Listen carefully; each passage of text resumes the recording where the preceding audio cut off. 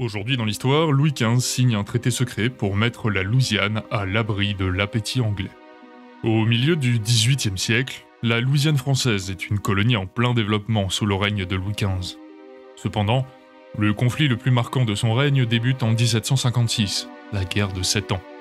Cette guerre s'étendra à l'ensemble du monde via les colonies françaises, anglaises ou encore espagnoles, et la Louisiane n'y fera pas défaut.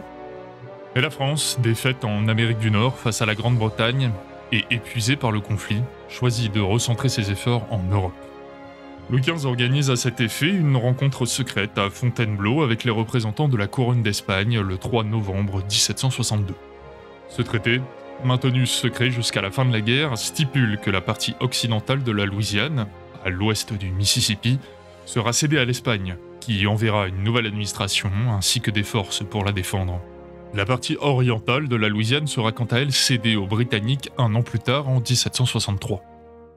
La Louisiane occidentale, dorénavant espagnole, restera sous une administration française pendant encore plusieurs années. En effet, les populations locales vont au mieux accepter une gouvernance partagée, et les locaux diront accepter facilement d'être administrés comme des Espagnols, pourvu qu'on les laisse vivre comme des Français.